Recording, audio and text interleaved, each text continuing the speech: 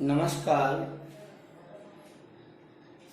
आज हम कक्षा 8 गणित प्रश्नावली 2.2 का प्रश्न क्रमांक 11 से सवालों को हल करेंगे। इससे पूर्व 10 तक के प्रश्नों को हमने सवालों को पूर्व की कक्षाओं में हल किया है। आइए हम 11वां प्रश्न देखते हैं।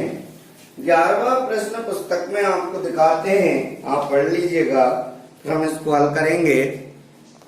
11 नंबर का प्रश्न है, वाई चुंग के पिताजी उसके दादाजी से 26 वर्ष छोटे हैं और उससे 29 वर्ष बड़े हैं। यदि उन तीनों की आयु का योग 135 वर्ष है तब उनका अलग अलग आयु ज्ञात कीजिए।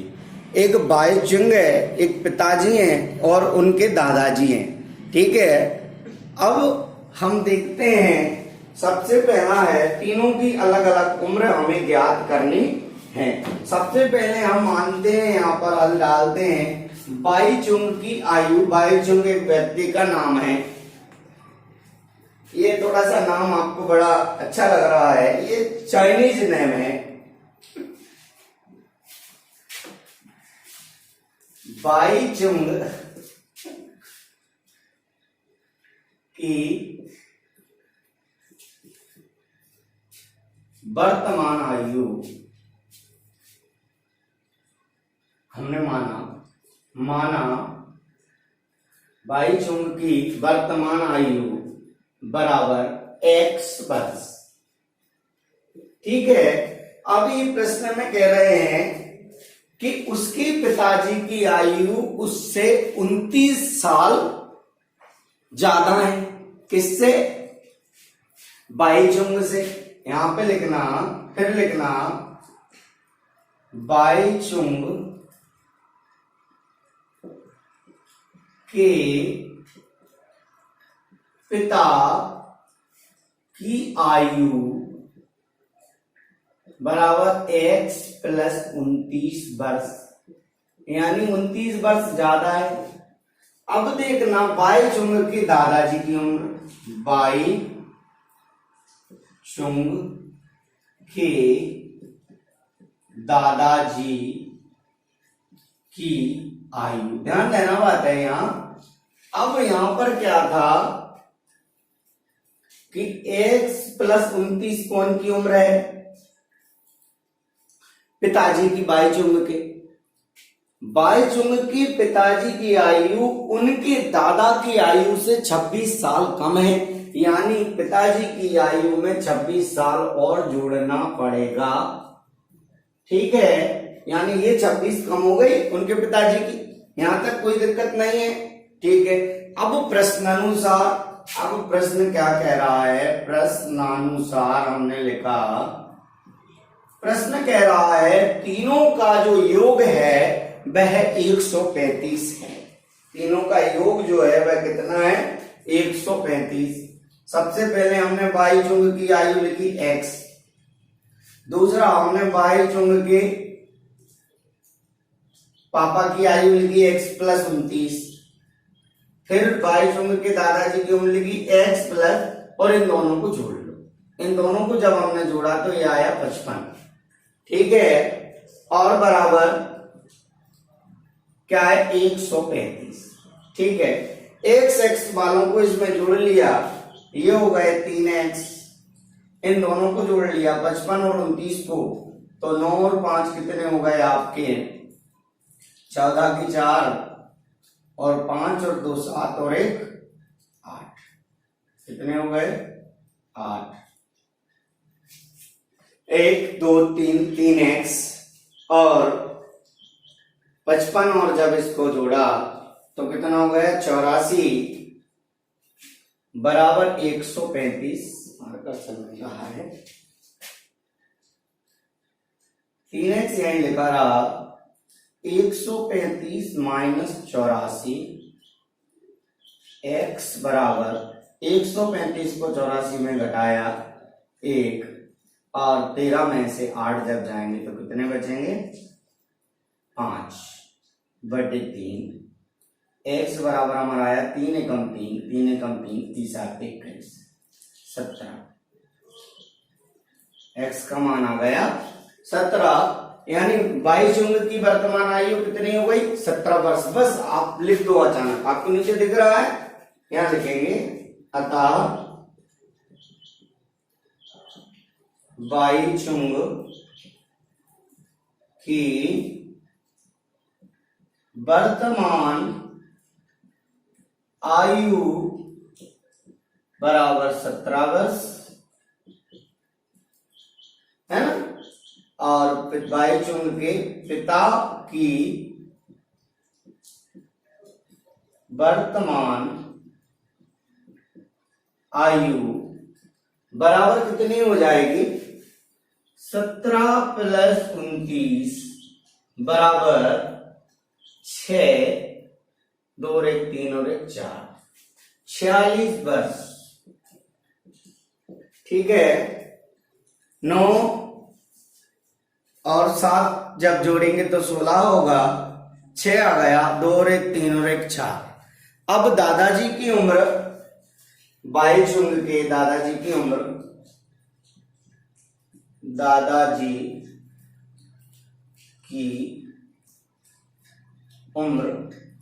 बराबर 46 में 26 और जोड़ना पड़ेगा आपको, चाहे तो 17 + 29 + 26 लिख दो, कोई दिक्कत नहीं है उससे। तो आपका हो जाएगा 6 और 6 12 का 2, 4 2 6 और 1 7, 72 वर्ष। 6 6 12 का 2, 4 2 6 और 1 7। ये हमारा प्रश्न क्रमांक 11 का कंप्लीट हल हुआ। आपको समझ में आया? आप इसको नोट कर लें। अब हम इसके आगे 12 क्वेश्चन नंबर करेंगे। ठीक है, प्रश्न क्रमांक 12 है 15 वर्ष बाद रवि की आयु उसकी वर्तमान आयु से 4 गुनी हो जाएगी। रवि की वर्तमान आयु क्या है? ठीक है, 15 वर्ष बाद रवि की आयु उसकी वर्तमान आयु से 4 गुनी हो जाएगी। रवि की वर्तमान आयु ज्ञात करना है। हम क्या करते हैं, जो हमें ज्ञात करना होता है वही हम मान लेते हैं। हमने माना रवि की वर्तमान आयु x वर्ष है। ठीक है, अब हम क्या लिखेंगे, 15 वर्ष बाद रवि की आयु बराबर x + 15 वर्ष। ठीक है, अब कह रहे हैं 15 वर्ष बाद उसकी जो आयु है रवि की, वह कितनी हो जाएगी, 4 गुनी हो जाएगी। वर्तमान आयु से 4 गुनी हो जाएगी। अब यहां लिखेंगे प्रश्नानुसार। प्रश्न क्या कह रहा है? प्रश्न कह रहा है कि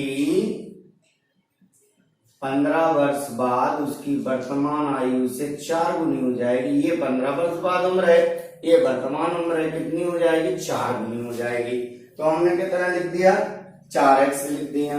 अब हम 1 को उधर ले गए या 4 को उधर ले आए, काम करो, 15 यही रहा, 4x - x। इसको घटाए तो मान लो 3x यहां लिख लिया, बराबर 15।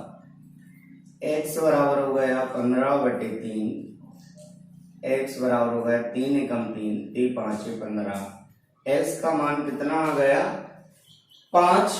हमें क्या करना है, रवि की वर्तमान आयु ज्ञात करना है। लिख देंगे अतः रवि की वर्तमान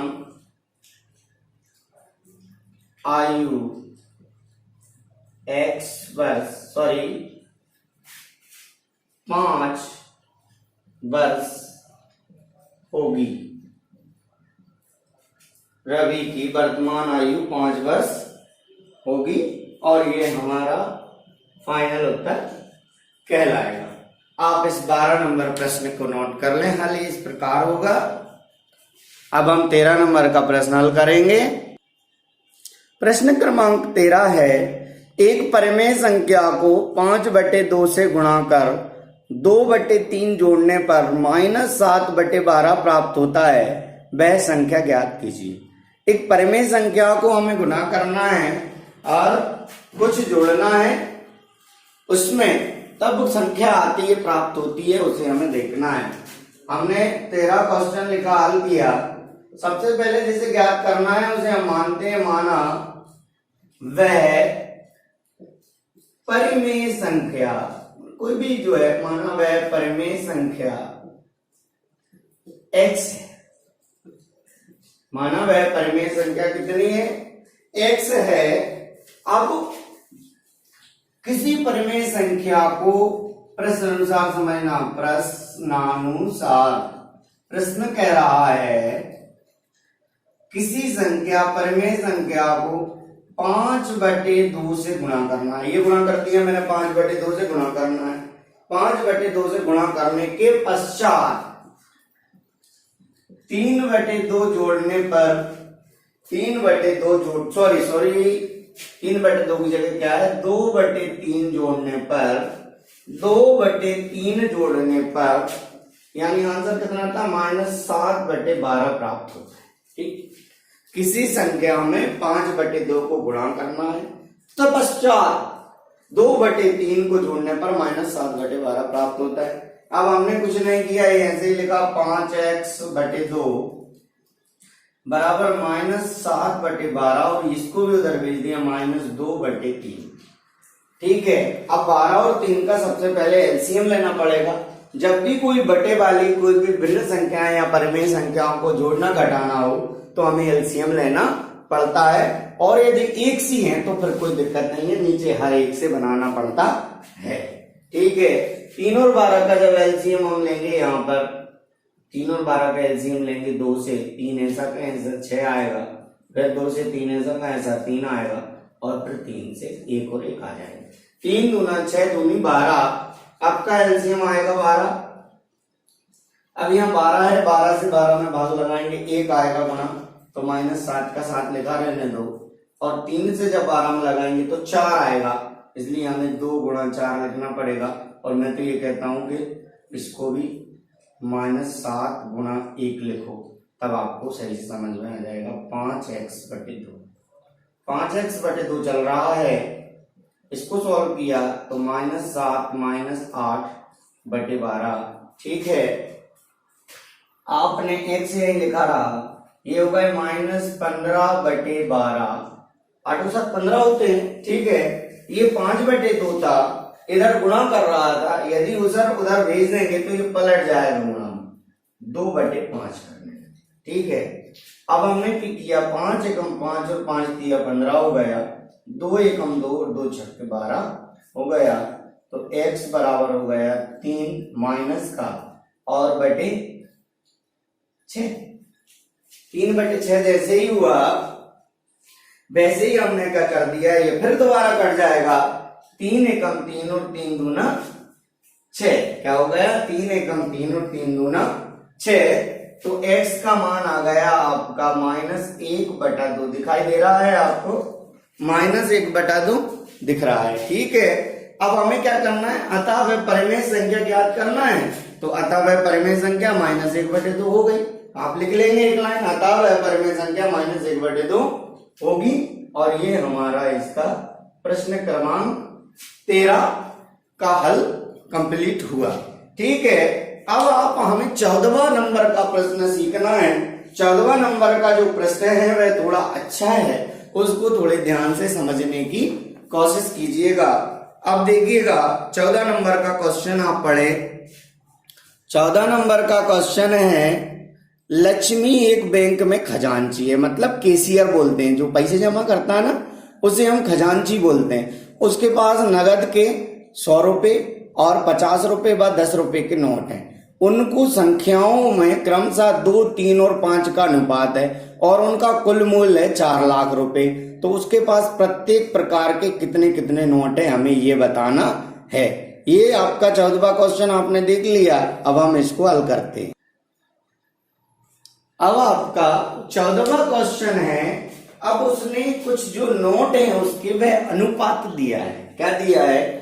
नोट और अनुपात। तो हमें क्या करना है, उन नोट को अनुपात में मान के बता देना है।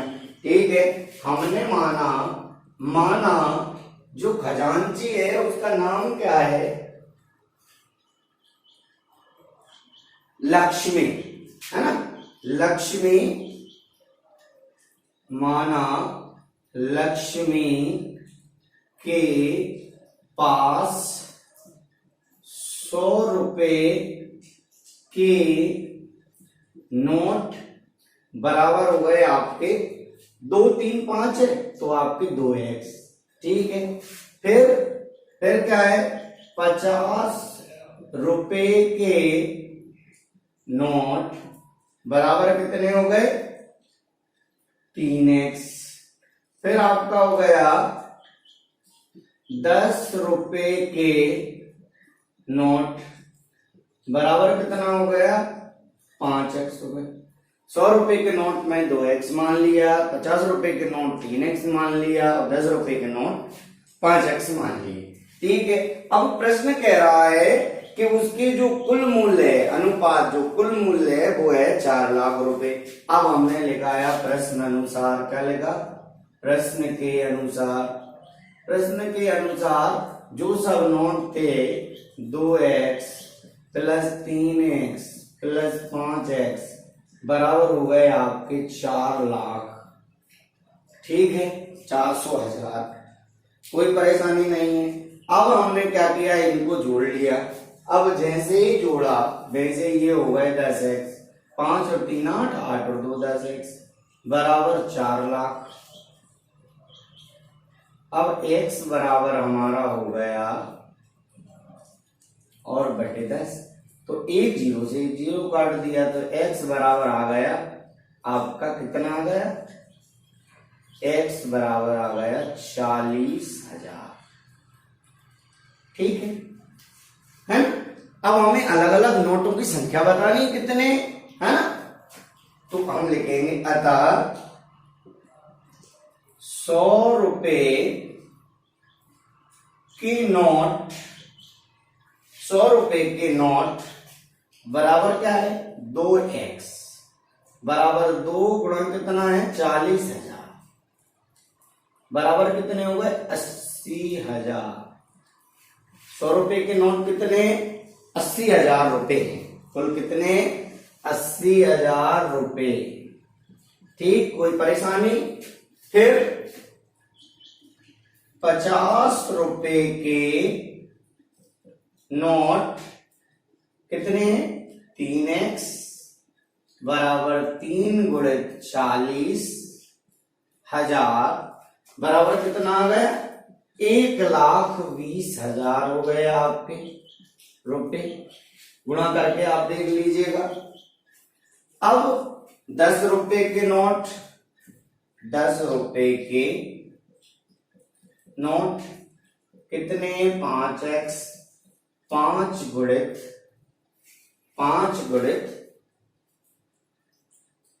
40,000 ये हो गए आपके 20 यानी 2 लाख। कितने हो गए आपके? 2 लाख। ठीक है, यदि हमें चेक करना है, ये हम अलग अलग आंसर हो गया इसका। यदि हमें चेक करना है तो सारे नोट कितने थे? 4 लाख। इसको जोड़ लो, 80,000 और 1,20,000 2 लाख और 2 लाख 4 लाख।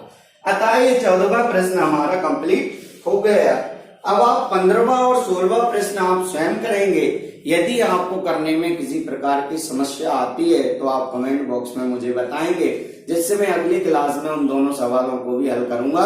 अन्यथा मेरे हिसाब से तो आपको प्रश्न क्रमांक 15 और प्रश्न क्रमांक 16 होमवर्क है, जो हमने आज 11 से लेकर 14 तक के प्रश्न किए हैं, ठीक वैसे ही थोड़े से संशोधन करके ये क्वेश्चन हल होंगे। ठीक है, आज की क्लास को यहीं खत्म करते हैं। Okay, thank you.